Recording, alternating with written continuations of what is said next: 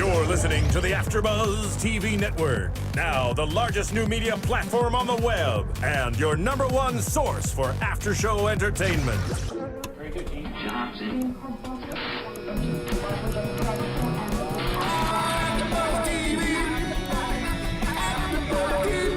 From Los Angeles, California, and Maria Menounos, and streaming live thanks to Akamai Technologies, this is AfterBuzz TV Spotlight On. Spotlight On is a long-form interview series featuring actors and TV personalities. And now, from the world's #1 TV after-show platform, this is AfterBuzz TV Spotlight On.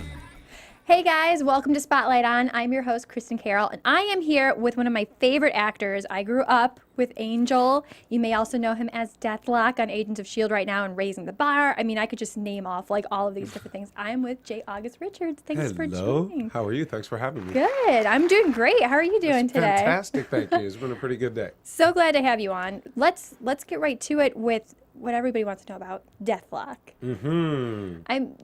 You were saying you were a huge comic book fan growing up. I was, yes, absolutely. As a kid, me and my buddies would like poll our parents to see which one was going to take us to Jeppy's comic book store in Silver Spring, Maryland.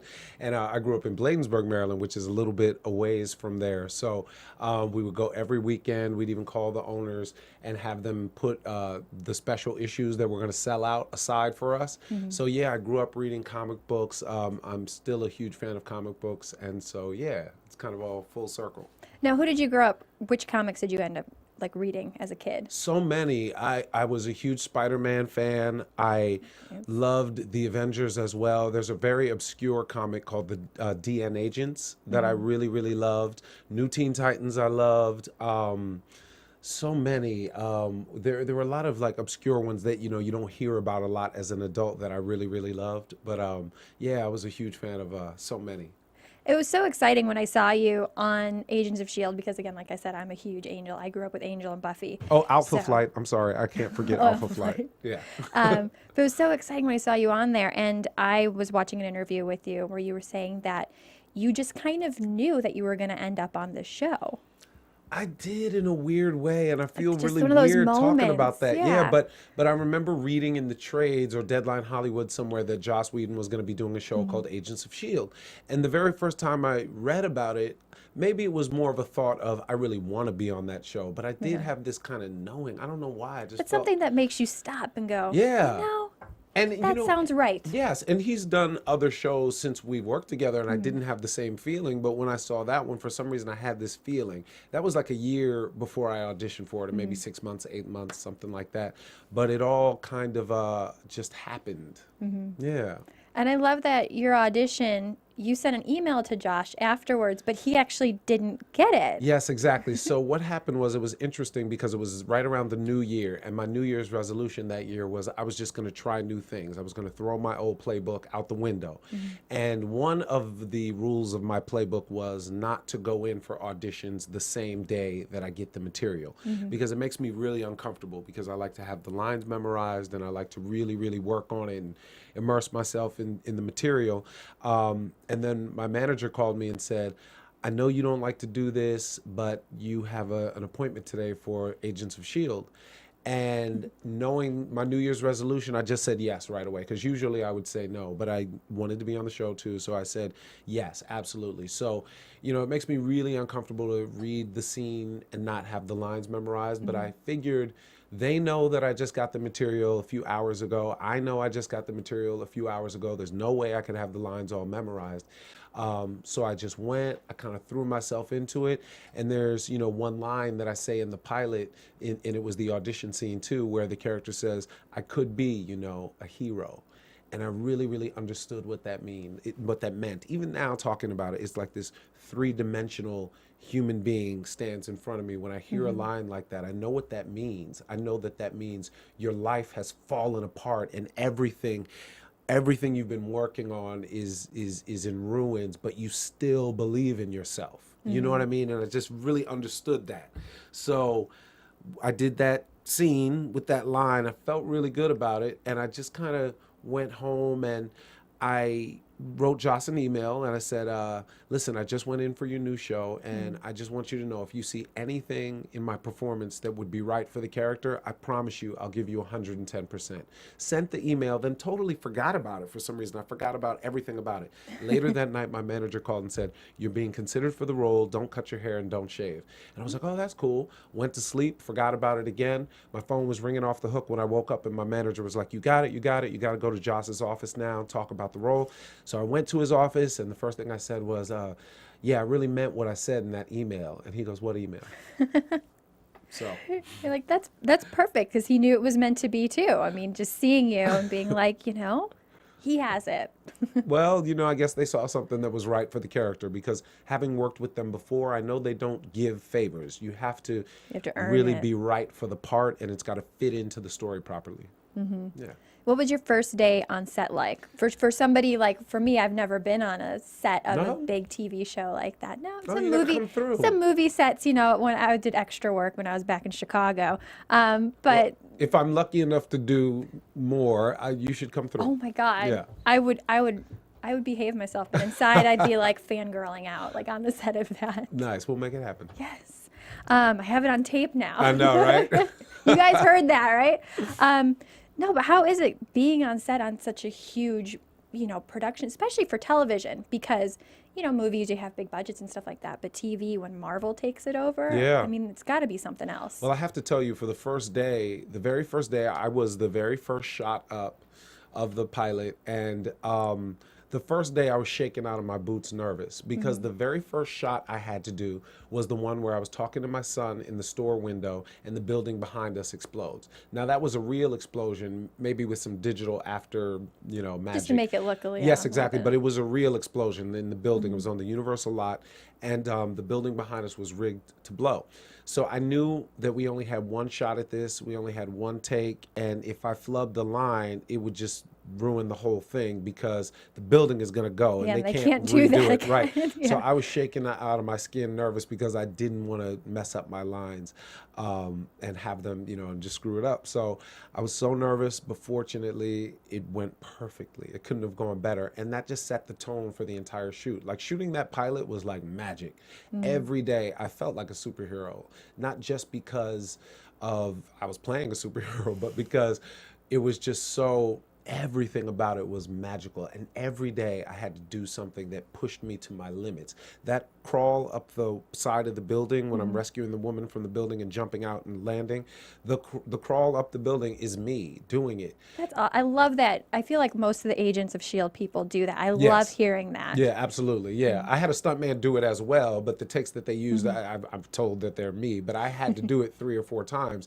And, I had aches in places that I didn't even know I had muscles at the end of the day. So every day was like exhilarating. You have to do your stretches. Yeah, exactly.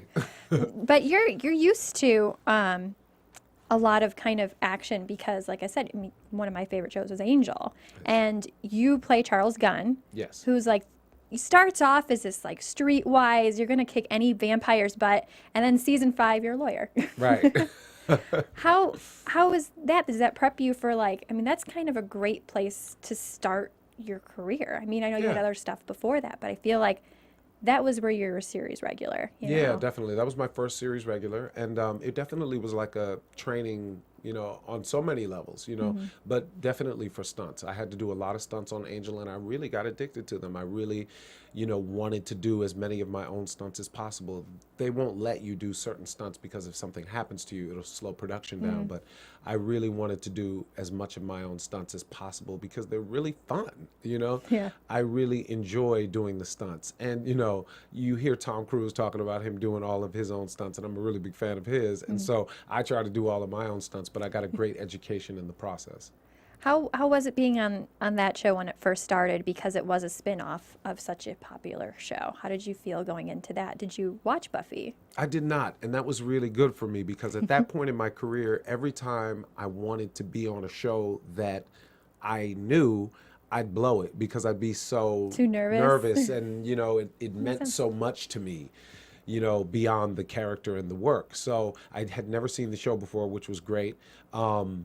And it was just, fortuitous and it all just happened to work out. But yeah, it was great. Now, with that kind of genre, which you seem to stick with, is a lot of the sci-fi kind of, I don't want to say like mystical, but you know what I mean? You know, places that does create like a convention crowd. I mean, is that a choice for you to do that? Well, yes and no. You know, I've done so much outside of the genre, but you know, it just happens to stick. You know, people who appreciate shows like that are very plugged into one another and plugged into shows all over the world, like Doctor Who or, you know, these shows. The same fan base loves these shows. So it seems like, you know, that's all I do, but I do so much more. Oh, yeah, absolutely. Yeah. But I do love the genre because I feel like it really tests your mettle as an actor, because you really have to create so much of what is not happening in your mind, and you have to come up with these very personal associations for things that are very, you know, larger than life. So I love it because I feel like it's really testing my mettle as an actor. So I really enjoy the genre. And I was reading also that on set, Charisma Carpenter, excuse me, would teach you how to dance.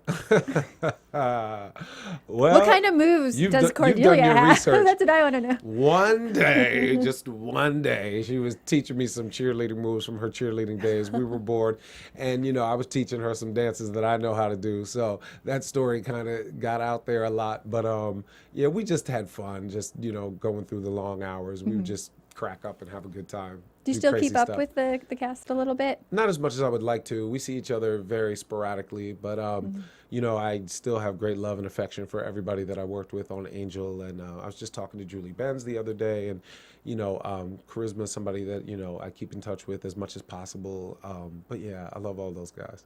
What's one of your favorite moments playing Charles Gunn? Like, what sticks out in your head? Because there was so much that goes on, and you get such kind of out there scenes. I mean, you're singing karaoke at a demon lounge, you know, all of these kind of things. My favorite moment definitely is when I got to take on six. I did a fight scene where it was just me and six dudes, and I had this like rod that I beat them all up with, and it was very like kung fu inspired, and I was wearing a tuxedo. It was in the episode Players, where the character Gwen and I were on a mission together, and that was the best. That was my fondest memory because my stuntman was right there, and they said, you know, we'll plug you in, we'll do each shot, and you know, when we get to something that you can't do, we'll throw him in. And I made it through the entire thing myself. So he did do a take, and then we watched it together, and we saw maybe two places where it might have been him, but it was mostly me in the entire fight scene, and that was so much fun.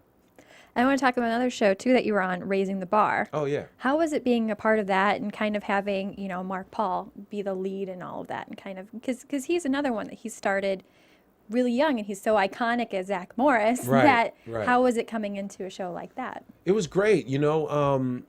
I think at that point, no, that wasn't the first one. So yeah, it was great. It was Stephen Bochco, you know, the legendary Stephen Bochco. I was blanking because I did another show called Conviction with Dick Wolf. And to do back-to-back shows with two such legendary producers was really amazing for me. I was really complimented by the fact that they would cast me on their shows. But I loved Raising the Bar. You know, it was written by my good friend David Feiga, and he's such a brilliant man. And, you know, our friendship, you know, was created on that set. And it was just wonderful. It was learning a lot about the legal system and how it's kind of rigged toward the rich. So I thought the show had a really great theme that might have been a little depressing for people, possibly. I don't know. But it was really, the show was about how the legal system is rigged against the poor. So it had a really great statement. So I really liked working on that. Do you find being a part of that, and then Wolfram and Hart, and then the Defenders, you know, as a spot there as well, do you find that now when you hear about trials that it kind of clicks for you and you're like, no, you should do that? Because I feel like if I was learning that, I'd be like, no, they're doing that wrong. Yeah, well, at this point, I do feel like I could defend myself in court. Definitely. I played so many lawyers. I think I know how it goes.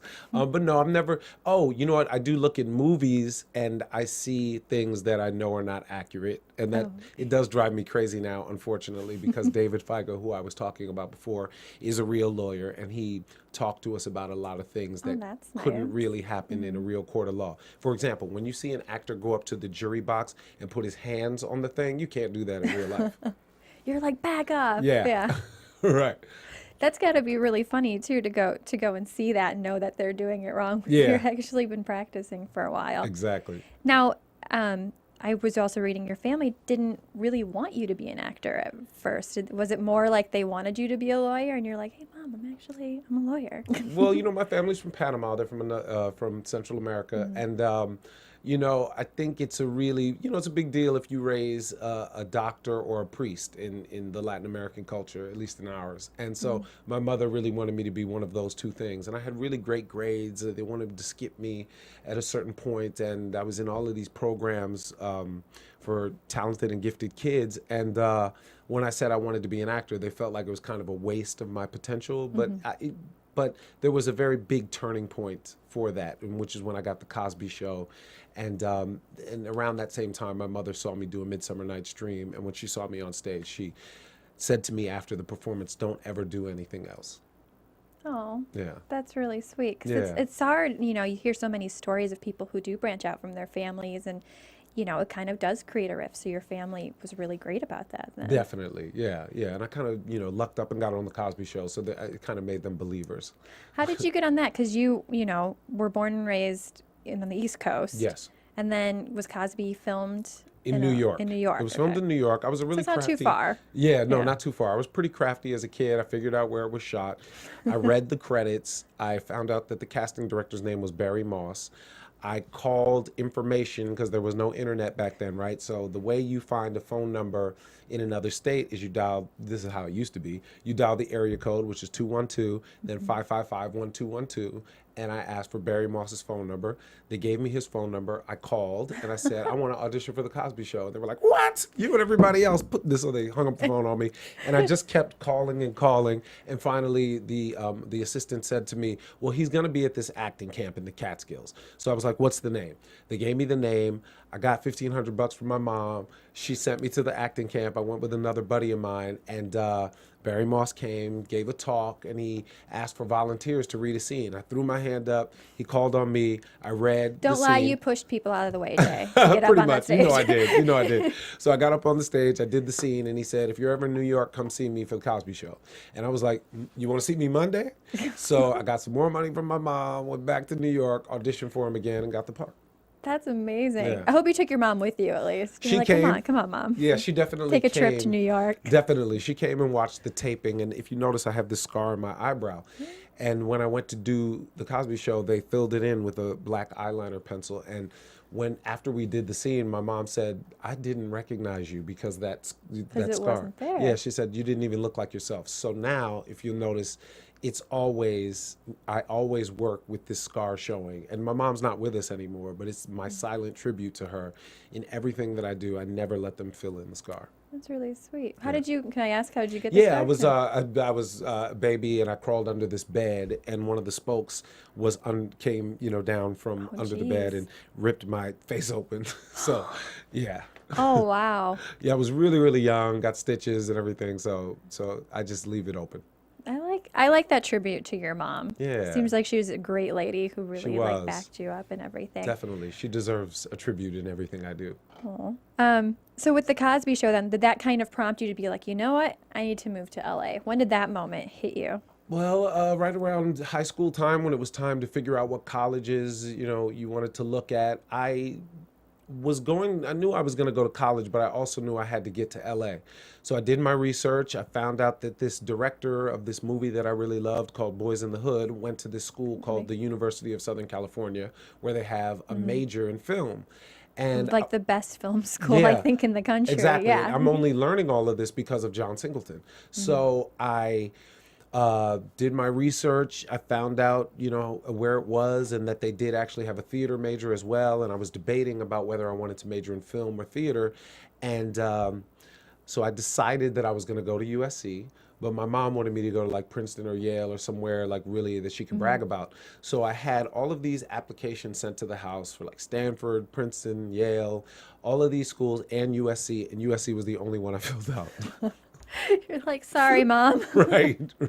So, I mean, I At realize least now it's how warmer. stupid that It's was. warmer weather out here, at least. Yes, Like your exactly. mom should be happy about. Yes. Happy about that. I actually may have filled out Syracuse just as a backup, but I knew that I had to go to USC, and I knew that I was going to go to USC. So fortunately, it all worked out. Looking back on it now, it was so stupid, but fortunately, it worked out. Well, and then when you came out here too, did you find that easier because USC does have so many connections within the film industry Yes. to kind of prompt a career? Yes, that was also a part of my strategy, which I thought if I was a theater major, I'd meet a new generation of filmmakers, which is exactly what happened. And my closest friends to this day all went to USC. They all have very great jobs in the business, do wonderful, amazing things. And I knew that that would be helpful to my career, and it was. Now, what's coming up for you? Do you know about Agents season 2? I Like, don't. is I know Deathlock on? nothing. I know nothing. That's how it is working for Marvel. They tell you nothing, you know nothing, and so I have no idea about that. But you would definitely, go if they made the call, right? I'm not done playing the character. That's all I can say about that. Yeah. Yeah, I'm not finished. Now, do you go when you're done? I could be finished, but what I'm saying is I just have more to say. For all of your work too, do you go home and watch it like afterwards? Because I know some people are like, I'm not gonna watch myself on here. Yeah, I'll be honest. I watch it several times. You sit there and critique yourself. I Or you're do. like, "Man, Yeah, this the is first really time. well." Yeah, I do watch it a couple of times because the first time I'm not liking anything, and then the second time I'm giving myself some leeway, and then by the third time I really like it. But the pilot actually was one of the first things I've ever seen that I really loved the first time I watched it. Like, loved my work, loved everything about it. I was really happy when I saw the pilot. What was the most challenging thing for you throughout your career? Like, what's something you look back on and go, that really stepped me out of my comfort zone, but man, I learned a lot. Yeah, I used to take this acting class that was taught by Eric LaSalle and Michael Beach. And at that point in my career, I had decided that I'm just this sort of like collegiate, just kind of like, I just had this vision of myself that I couldn't and didn't want to break out of. Like, I thought I understood what kind of characters I would be playing. And it was a very limited box, that I put myself in. And so at the acting class, they gave me a scene that was the exact opposite of who I thought anybody would ever believe me as. It was to play, and at that time, as a black actor, most of the roles were for like street characters. So I decided I don't do street. I don't play street. No one's going to buy me a street. So I'll just leave the street characters alone. But the character they gave me was beyond street. Like, the character was a Neanderthal, like was subhuman, was like guttural and just, just a nasty, not to judge, but to say just a very like visceral person, And I read it and I was like, I can't do this. Yeah. And they pushed me and helped me find my buttons that would bring me to that place. And that was an experience I'll never forget because it opened up my entire idea of who I am and who others are too. And that all of those things do exist in me and there are no limits or boundaries about what I can and cannot play. So that was a huge turning point for me. I would have never gone in for Gun had I not had that experience. Oh, that would have sucked. Yeah, wouldn't it? Yeah, that would have been really oh my bad. God, that'd have been the worst. I would have been like, what is this? Angel's not even good anymore. Like, I'm not going to deal with it. Something doesn't feel right about this Yeah, actor playing Gun. exactly. I'll be like, I feel like it should have been somebody else, Right, like my right. whole childhood. Right. But I feel like with acting classes, like that's, kind of they really make you do kind of weird. I took one a couple in high school, and I remember one they made us like go from an animal to a person, and I was like, I'm never gonna do that. I mean, now they have movies where it's like shapeshifters and Yep. stuff like that, but Exactly. they definitely do kind of push your limits Yeah, that your way. imagination, definitely. Yeah. Now, what would you give advice to? Because a lot of people who watch these too, like they're up and comers in their industry, and most of them is probably entertainment as well. What kind of advice would you give them as somebody new coming into this industry? Find your voice. That's all the other stuff about finding an agent, a manager. Do I go to Hollywood parties? Do I, network? I hate that word. Me too. Ugh, I hate I'm that like word. so bad at like when people are like, oh, you have to go party and mingle. And Yeah. I'm like, I like the food table. Like, Right. I'll just meet people who's getting like a hamburger. Right. But I feel like all of those external factors will work themselves out if you know who you are and if you find your voice as an actor or as an artist or whatever it is that you do, even as a producer or as a writer. When you found your voice, suddenly doors open and people will hear you. But if you come in not knowing your own voice, you're very hard to listen to. You don't command attention. So I think that that's what the work is, you know. I don't think the work is about networking. I don't think it's about, you know, any of those things. I think it's about knowing who you are, knowing where your buttons are, knowing how you really feel about things, not how you think others feel about things, but how you really feel about things. I like that. So we have 5 more minutes. You're actually going to be the first person I'm starting this with. Oh. So I'm really excited. And I'm nervous. We do a bunch of different spotlight ons, and I kind of wanted to make mine, you know, a little bit unique because they're going to potentially start doing it where it's like spotlight on with Kristin Carole or, you know, whoever the other hosts are. So for mine, I want to do on my business card they gave me here. Part of it, what's on the business card besides host is super fan. So I want to do a super fan section with you. Nice. And so I'm just going to ask you a couple of random questions right now. Yes. If I were to say, what are you obsessed to talk about? What's your super fan thing right now? So many things. First thing that came to mind was Hannibal on NBC. I love that show. I was going to ask favorite obsessed TV show. Okay, that's one. I've never seen it. What would you say to me to convince to watch it? It's part cooking show, Okay. part thriller, part horror, part psychological fiction. I don't know. This isn't a cooking show that like I can bring out my vegetables and start like, you know. Oh, you'll get some ideas. Start doing things. But I love that it's, you know, it's about masterpieces. It's a great show. I really, really like that show. But, you know, I'm also still obsessed with Drake's album, Nothing Was the Same. And it came out way last year, but I love that album so much. I still listen to it every day when I work out. What's your favorite song? My boyfriend loves Drake, so I don't know much. I just know some of the, you know, top 40 stuff. Right. My favorite song on the album is called Tuscan Leather. I don't know that one. Yeah. So if you were at karaoke right now, instead of singing We Are the Champions, like you did for Angel, Right. would you be singing that? No.